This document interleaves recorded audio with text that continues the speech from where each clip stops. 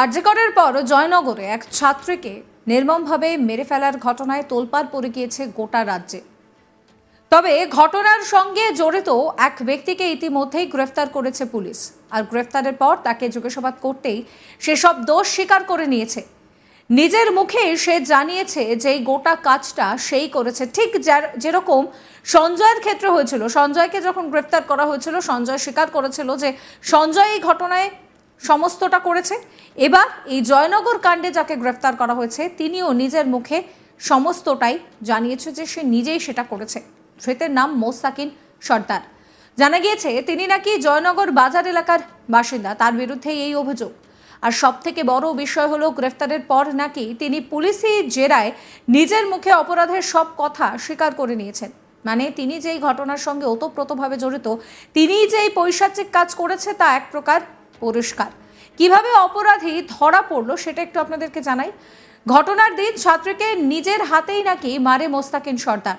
অভিযুক্ত পুলিশি জেরায় জানিয়েছে ঘটনার দিন সে তার নিজের সাইকেলে নিয়ে বাড়িতে যায়, রাতের খাবার খেয়ে বিন্দাস ঘুমিয়েও নাকি পড়ে। অভিযোগ স্বীকার করার পরও তার মধ্যে নাকি কোনো রকম কোনো অনুশোচনা নেই। শনিবার তাকে আদালতে তোলা হলে 7 দিনের পুলিশি হেফাজতের নির্দেশ দেয় কোর্ট। পুলিশ সূত্রে জানা গিয়েছে শুক্রবার রাত 9টা নাগাদ স্থানীয় পুলিশ ফাঁড়িতে গিয়েছিলেন ভিকটিমের পরিবার।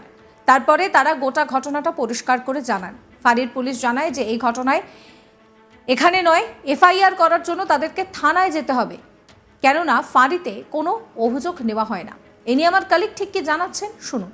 রাজদীপ, দেখো, শুক্রবার দিন রাত্রিবেলা 12:30 নাগাদ জয়নগর থানায় এফআইআর রেজিস্টার করা হয় এবং তারপরে তদন্ত শুরু করে। তার আগে যেটা পুলিশ জানাচ্ছে যে অভিযোগ পাওয়ার সঙ্গে সঙ্গে তারা খোঁজ খবর শুরু করে দিয়েছিল এবং অফিসিয়ালি এফআইআর রেজিস্টার করার পর যেটা অফিসিয়াল ইনভেস্টিগেশন স্টার্ট হয় এবং মাত্র আধ ঘন্টা থেকে 1 ঘন্টার মধ্যে পুলিশের হাতে ধরা পড়ে মূল অভিযুক্ত, যে এই গোটা অপরাধের কথা স্বীকার করে নিয়েছে।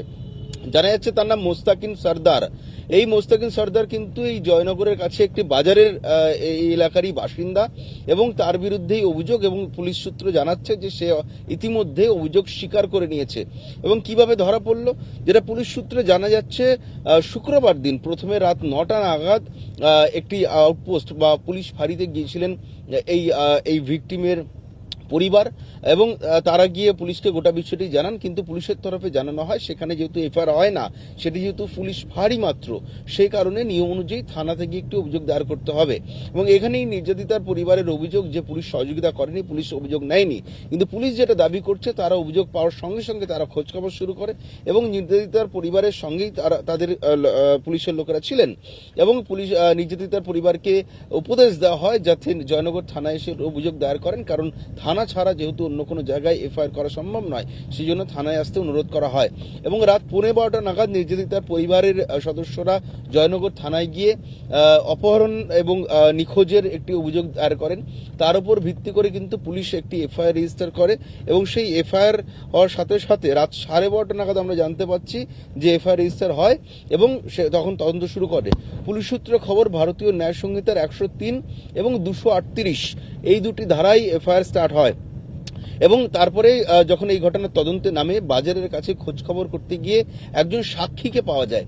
সেই সাক্ষীর হদিশ পাওয়ার পরে কিন্তু তাকে জিজ্ঞাসাবাদ করে পুলিশ। সেই ব্যক্তি কিন্তু জানান যে মোস্তাকিন সর্দার বলে এক ব্যক্তির সাইকেলে চড়ে ওই ভিকটিমকে যেতে দেখা গিয়েছে, যেতে দেখেছিলেন সন্ধ্যে 7:30 থেকে 8টা নাগাদ তিনি দেখেছিলেন সাইকেলে করে নিয়ে যেতে। এবং তার বয়ানের উপর ভিত্তি করে কিন্তু প্রথম নাম সামনে আসে মোস্তাকিন সর্দারের, প্রথম নাম সামনে আসে। এরপরে পুলিশ তার বাড়িতে যায়। মোস্তাকিন সর্দার কিন্তু রাত্রে সে সময় ঘুমিয়েছিল। মোস্তাকিনকে ঘুমন্ত অবস্থায় তার বাড়ি থেকে তাকে ডেকে নিয়ে এসে থানায় নিয়ে আসা হয় এবং থানায় নিয়ে এসে তাকে জেরা শুরু হয়।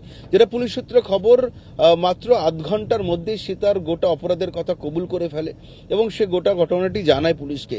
এবং জানার পরেই কিন্তু সেই মোস্তাকিনকে সঙ্গে নিয়ে যে প্লেস অফ অকারেন্স বা ঘটনাস্থল, সেখানে যায় জয়নগর থানার পুলিশ এবং সেখানে গিয়ে গোটা ঘটনাটি সে দেখায় যে কোথায় সে ঠিক কি করেছিল, সেই ঘটনাটি সে পুনরাবৃত্তি করে, সে দেখিয়ে দেয় পুলিশকে স্পটে নিয়ে গিয়ে। এরপরে কিন্তু পুলিশ তার কাছে জানতে চায় যে ঠিক কোথায় সেই দেহ ফেলা হয়েছিল এবং মোস্তাকিনের দেখিয়ে দেওয়া জায়গাতেই পুলিশ তল্লাশি চালায়, অর্থাৎ ঠিক কোন জায়গাটাতে মোস্তাকিন তার দেহ ছুঁড়ে ফেলেছিল সেই জায়গাটি চিহ্নিত করে সে নিজেই, এবং তার চিহ্নিত করে দেওয়া জায়গার উপরে পুলিশ তল্লাশি চালিয়ে রাত 2:30 নাগাদ সেই নির্যাতিতার দেহ উদ্ধার করে এবং সেখান থেকে দেহ উদ্ধার হয় এবং দেহ নিয়ে যে পাঠানো হয় হাসপাতাল থেকে তাকে ব্রড ডেড ডিক্লেয়ার করা হয়। এখন এরপরে কিন্তু মোস্তাকিনকে পুলিশ হেফাজতে নেওয়া হয়েছে। গতকালকে আদালতে পেশ করার পর তাকে পুলিশ হেফাজত 7 দিনের জন্য পুলিশ হেফাজত পাওয়া গিয়েছে। পুলিশ হেফাজতে পাওয়ার পর কিন্তু তাকে বিস্তারিত জেরা করা হয় পুলিশের তরফে যে এই অপরাধ কেন করলো।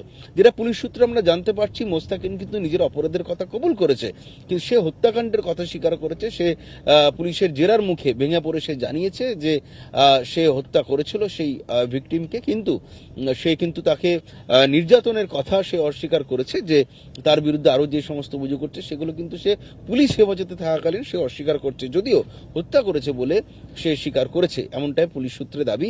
যে তাকে যখন জেরা করা হয় সেই সময় ওই ব্যক্তি অর্থাৎ মোস্তাকিন সর্দার জানায় যে শুক্রবার দিন সন্ধ্যে 7টা থেকে 7:30 থেকে 1:15 নাগাদ বাজারের কাছে দেখা হয় ওই ভিকটিমের। সেই সময় টিউশন পড়ে বাড়ি ফিরছিল এবং এর আগেও একবার তার সঙ্গে দেখা হয়েছিল এবং তাদের মধ্যে বন্ধুত্ব হয়েছিল বলে সে জানিয়েছে পুলিশের জেরায়। এরপর সেই ব্যক্তির দাবি অর্থাৎ ধৃতের দাবি যে যখন বাজারের কাছে দেখা হয় তাদের দুজনের মধ্যে গল্প হয় এবং বেশ কিছুক্ষণ কথা বলার পর ভিকটিম সেই ছাত্রী জানায় যে তার কাছে অনুরোধ করে যাতে তার কাছে যেহেতু সাইকেল ছিল সাইকেলে করে যাতে বাড়িতে তাকে পৌঁছে দেওয়া হয়, ড্রপ চায়।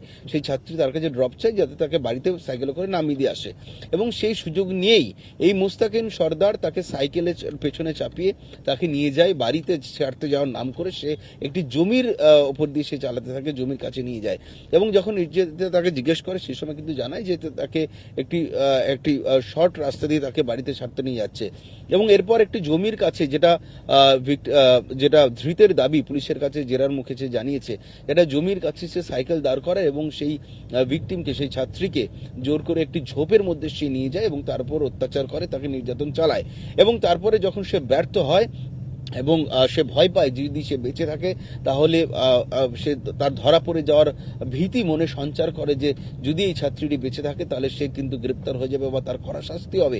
এই ভীতি থেকেই ওই ছাত্রীকে সে শ্বাসরুদ্ধ করে সে হত্যা করে এবং তারপরেই কিন্তু পাশের একটি জলাশয়তে ওই ছাত্রীকে ফেলে দেওয়া হয়, ছাত্রীর দেহ ছুঁড়ে ফেলে। সে কিন্তু বিন্দুমাত্র অনুতপ্ত হয়নি, তার কারণ এই গোটা অপরাধ ঘটানোর পর মোস্তাকিন সর্দার সেখানে পার্ক করে রাখা সাইকেলটি নিয়ে সে নিজের বাড়িতে আসে। সেদিন রাত্রিবেলা বাড়িতে এসে সে নিজের নৈশভোজ সারে, বাড়িতে গিয়ে তার জন্য আগে থেকে রেঁধে রাখা যে ভাত ছিল সেই খাবার খেয়ে সে ডিনার করে সে নিশ্চিন্ত মনে শুতে যায়। সাবস্ক্রাইব করবেন আজ তাক বাংলার ইউটিউব চ্যানেলকে, ফলো করবেন হোয়াটসঅ্যাপ চ্যানেলও।